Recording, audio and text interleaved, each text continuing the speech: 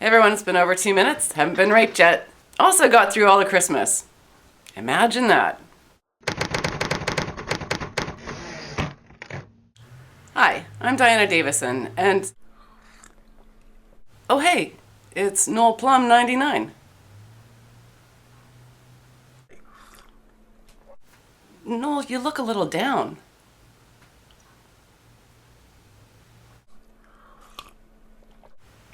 Noel, just tell me what's wrong.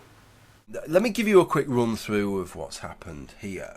But the end result of this is that this feminism lol woman has made these two videos. Ah, okay, you're talking about my videos on Kate Brooks and her Oxford Union speech and her subsequent lies about her worldview. As a result of these videos showing that perhaps Kate Brooks has been played a little bit fast and loose with her feminist credentials, I've been getting all these comments telling me how naive and stupid I am. Yes, which doesn't really have much to do with me because I wasn't addressing you in my video. Etc, etc, and am I going to put my video back up and do all this, that and the other, right? So I just want to outline my position. Ah, right. Now, a few people were talked into removing their videos to get her out of Google searches, and I did mention the right to be forgotten. The Oxford Union also set their video to unlisted.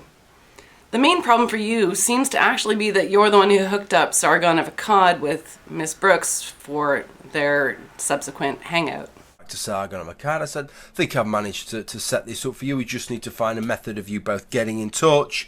And he kind of says to me, oh, that's a fantastic job, great bloke, you know, anything I can do to help you in the future, yada, yada, yada. So I'm pretty sure he's still thankful and that, you know, the offer still stands. But as a result of that, I keep getting these comments back from all and sundry saying, oh, yeah, she's took the piss out of you, hasn't she? She's made you look a bit of a gullible twat. Well, maybe, maybe not. I hadn't actually watched your videos until now. We'll have a look at them shortly. All this shit that's getting thrown back at me, Diana Davison's videos, apart from one last thing at the end of the second video, all the rest of it was to do with feminism. Yes, and your video was actually about the type of people who want to limit free speech. First of all, that one little thing that I showed with Brooks was actually her signing a petition to get a writer fired. So that's pretty important in terms of her stance on silencing free speech. I know it didn't last very long in my video, it was just that short moment at the end, but it was a pretty significant moment. I also mentioned this right to be forgotten as a new form of censorship, and that had been Brooks's goal with videos like yours. The video that I made, the original video, is still on YouTube, but I set it as unlisted so that you can't find it in a search. Right, so instead of using government, she just talked you into willingly doing this on your own, taking her out of the Google searches. Now, I'm going to talk about that type of censorship at the end and why it's not effective. But let's look at the reasons you give for taking that video down. One of the things that attracted to me what she said was that the argument that she gave for a real position was so much more cogent than the performance that she'd given as part of that speech. Now that's pretty weak, so what you're basically saying here is that if somebody makes a bad argument, they probably don't believe it's true. Now that's not exactly what you said. You know, there's another explanation here. She made a bad argument and then she changed it to one that people would like better, right? So just because her first argument was bad, it doesn't actually mean anything in terms of whether or not she believed it. I think the second one is a better explanation. And you know, I've never, ever known an SJW type to be prepared. I mean, they're like Christians that would rather be fed to the fucking lions than disown their Christianity. They might mitigate their position slightly, as she maybe did with feminism with regard to Sargon of Akkad. But they never take the opposite position. They're not prepared to absolutely disown everything they say and talk it down and trash it, right? First of all, social justice warriors and feminists are pretty much the same people. So, second of all, Kate Brooks didn't actually reverse her position. I'll get into that in a second. But you're saying here that she isn't a social justice warrior because though they might mitigate, they wouldn't reverse their position. And you notice that she did do the first part. To be fair, I watched that video and I was kind of convinced. I thought, yeah, I think she was just trying to mitigate her position a bit, right? Give herself a little bit more breathing room. So we've got her mitigating, as you previously noted in your own video. This is what she said initially to me. Don't get me wrong, I do agree with a lot of the things I said, but it's not the case that the speech reflects my actual opinion on issues of free speech. So far, she's actually not mitigating. She's confirming that she actually believes everything that she said in her debate argument, except for the conclusion. But did she completely reverse her opinion? You will see how what she actually thinks is entirely in line with what I think. So this is what Kate Brooks said. This seems suspiciously like a plan. In terms of my actual views, I'm pretty much in line with a lot of what Shami Chakrabarti said in her speech in the debate. That said, I do think it's true that the language people like Peter and Brendan use make it more difficult for marginalised people to participate in debates. Right, so she just adopts somebody else's argument, someone who happened to be more popular, and as a result she gets away with saying, except for, I still believe what I said earlier. You don't notice that part because she got you thinking about Shami's speech instead, and I think that's why you missed what her positional statement is really saying next. I also think that it's a fallacy to assume that we've now, as a society, come to an end point of discourse where we can correctly decide what constitutes offence, while previous generations could not. It would, therefore, seem to be an error to start restricting freedom of speech on the basis of offence, given the nature of what we find offensive is likely to change significantly over time. Similarly, there doesn't appear to me to be any reasonable mechanism by which we can decide whose offence we conceive as legitimate and whose as illegitimate. Now this is a bit subtle, so stay with me. What she's saying in 3 or 4 different ways is that she would support limiting free speech if she thought they could accurately figure out which people to silence. Right? So she's only made it conditional. She hasn't completely reversed her position. If they met those conditions, being able to figure out which people should be silenced, then she would support it. The video that I made, I've got to make this clear, was never about Kate Brooks. And to be quite honest, I don't really give a flying cunt about Kate Brooks, okay? I couldn't give a shite about Kate Brooks. When I made the video, I couldn't give a shite about Kate Brooks or about what Kate Brooks thinks, and I personally still don't really give a shite about Kate Brooks. I don't wish her any ill will, but I don't really give a shite about her. Now, I played all of your emphatic reiterations there because I happen to feel the same way. Kate is just an example of a point of view. But this is probably where you're not going to like my attitude very much. I notice that you argue against yourself repeatedly on this point. She was just a vehicle for me to make an argument. And it's a shame that I have to feel compelled to take that video down. But because I singled her out and made it about her, I do feel compelled to take the video down. It doesn't really matter most of the time whether they believe it or not. Had Kate Brooks made this speech and posted it as a video on her own channel as if it represented her own views, then the answer would have been no, I'm not taking this video down. Whether she believes her arguments or not really doesn't matter that much. Kate Brooks has made the point to me that in actual fact she doesn't side with what she said. She told me personally that it wasn't what she said. Right, that was pretty painful, but I was kind of hammering this home because this is why your audience is hounding you. The internet generally doesn't like it when people have things removed from the public record. So Kate had her speech removed from the Oxford Union site on their YouTube channel, both this one and the one that she did about Hamas earlier. And she got you to remove a video as well from Google searches. And so you've said that you're going to fully delete this video, the original and the follow-up at some point in the near future. And you've asked your viewers to weigh in on how they feel about that. As it turns out, they're not too keen on it. And that's really what's going on here. Now, one of your viewers, CapriciousBlackBox, made a couple of really good points that I want to expand on. And I've said this about videos in the past, you know, that when people attempt to remove traces of things that they've said or done on the internet, what's left behind are all the worse ones. People who've used the right to be forgotten in Europe have not fared very well. John Ronson covers this in his book, So You've Been Publicly Shamed. And he mentions that Google got like tens of thousands of requests for people to have themselves removed as links in their Google searches. And Google actually complied instantly with all of these requests, and it's his belief, and mine as well, that they did this to cause a bit of chaos and to get the public to kind of revolt against this. And that's exactly what happened. The people who were discovered to have made these applications ended up getting some renewed animosity against them.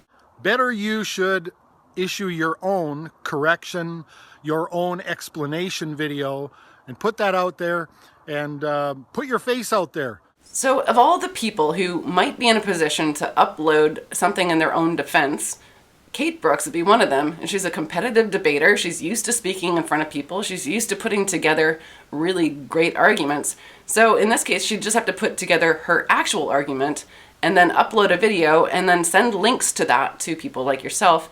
And then you can share those around, and then she can actually put on the public record what her beliefs are and what her position is in terms of censorship. That is actually something that works out much better for people, and it's called counter speech. So I'm actually going to go back to your original video, and I won't put a link below because that's the unlisted one, the very first one. And I'm going to show you something. You actually didn't need Kate Brooks in that video because you argued against yourself, pretty much like a one-man Oxford debate. So let's have a look. What I want to do is I want to take it on from this idea that it's okay when we do it, and because it's something that's a big bugbear of mine, and I've very rarely seen it so blatantly laid out. I've actually seen it more blatantly laid out by you. But quick reminder here again what your bugbear is. So it's censorship when somebody else does it, but she would mock and scoff at the idea of censorship when she or somebody on her side of a discussion does exactly the self-same thing. And then you say, in the same video at the end, I am all for everybody being able to have a say, everybody being able to bring their arguments to the fore. But the one thing that will make me determinedly try and shut you up is when you try and tell me that I have to shut up. If there's one thing that's going to get under my skin and make me get really combative in a negative way and in a personal way, it's telling me that I have to shut up. So this tactic that you're employing, I would suggest, is about the worst tactic. So what we've got is the thing that you said you couldn't sort out. The argument, which you yourself used, is essentially the you did it first argument. And that's the argument employed by Israel, Palestine in their conflict, and it's resulted in decades of war. It doesn't resolve anything, but that is the reasoning behind your so-called bugbear. Myself, I don't really give a shit who said what first. I don't want to silence social justice warriors. I'm quite happy to have them speak, and then I just make fun of them and show how silly they are. So the next concern that you have is this. Look how much power they are wielding. Look how much influence. Look how much just a small percentage of people claiming offence, right, can alter the entire discourse, can have conversations shut down, can have meetings and discussions and debates and speeches shut down. And then you go on to say this. But it really isn't the case nowadays. There are so many accesses to online media as well, which seems to be gradually taking over. Look at The Guardian and the comment is free and all this kind of thing. There is so much access now that the idea that it's some kind of zero-sum game. So given your second statement, why are you so concerned if they shut down a debate? They could just move it to YouTube. Now, the actual issue here is about positive versus negative rights. And I think that the debate argument or speech given by Ruby Ziegler was much more interesting and disturbing than anything Kate Brooks said. What he did was essentially reverse the meaning of positive and negative rights. He's claiming that Brendan O'Neill was demanding a positive right to have his national newspaper. Well, O'Neill already has his national newspaper. He's demanding a negative right to not be told what he can and can't publish in there, to not be interfered with. And so the social justice warriors take somebody like an unemployed trans woman, and she's the one who's demanding the positive right. She's asking for a newspaper column to be given to her. And that is the proper use of positive versus negative rights, but Ziegler tried to reverse those, which is very confusing for people who already struggle to understand what positive and negative rights are. So, if you're interested in looking into that a little further, I recommend that you examine Ruby Ziegler's speech a little bit closer. So the final issue is one of representation, and you make some pretty good points about the difference between identity and perspective in that first video. The perspective being more important than the identity. You choose trans people as an example. And that if you're going to have a discussion or a debate about trans issues, obviously, ideally it is informed, heavily informed by the involvement of trans people. But the most important thing, surely to most trans people, the same as it would be to anybody else if it was a discussion that involved them and their identity, is that their perspectives are being represented. And much better to have a cisgendered person representing that transgendered person's perspective than have a transgendered person there who is saying something that is diametrically the opposite, that is perhaps making that transgendered person feel really rather hot under the collar because they so vehemently disagree with what is being said. So that is the primacy of viewpoint and perspective over identity. But then you say this. And the most important thing to me is that my views are represented, and the only person that can represent my views is me. So can someone else stand in for you as long as they share your perspective? But everybody wants their own views to be represented, and nobody feels that their views can be represented more accurately than if they're saying it themselves. All right, I think you have a few things to sort out, but, as do we all, especially when you're dealing with a complex topic. So any one of us could make these types of contradictions as you're working through the issues. But one of the connected topics that you were quite passionate about, enough to separate out into its own standalone video, I think is connected to your choice to remove your video of Brooks. I have some concerns with the way that these things tend to pan out in terms of the kind of dogpiling and shaming that takes place, the overreaction that takes place on social media nowadays. That was something that I wanted to discuss. See, now I think you just started feeling bad for Kate and decided to put yourself in the middle between her and her critics, and then, for some reason you're surprised when you got hit with the slings and arrows. So, I think you're a good person for wanting to do that, and I understand it. When I did my video about Sargon and their chat with each other, I was really surprised by the vitriol in the comments towards Sargon. But that's between him and his fans. It's not really my business to get in the middle of that, just as the people who've been criticizing you, that's between you and your fans, right? I'm not going to go take down videos just because I don't like the reaction that people had. And, that's part of robust discussion, right? Now, I really suggest, because you seem interested in the subject of public shaming and how to respond to it, that you check out that book I mentioned by John Ronson. It's such a good book that I read it in one day. Couldn't go to sleep, and I even thought that the bibliography was entertaining. Now, the thing that works best when you don't like a search result, when you type your name into Google, the best way to deal with that is to create more content to replace the bad results. And, Kate is used to making speeches, but she didn't choose to do that. Instead, she tried to get the other links removed and that content removed. In the internet world, well, that just brings more wrath. So that's it for now, and take care, Noel Plum 99. I hope you don't delete your 2 videos. I won't put a link to the first one because it's unlisted. And I hope that the link to the second one continues to lead to internet content.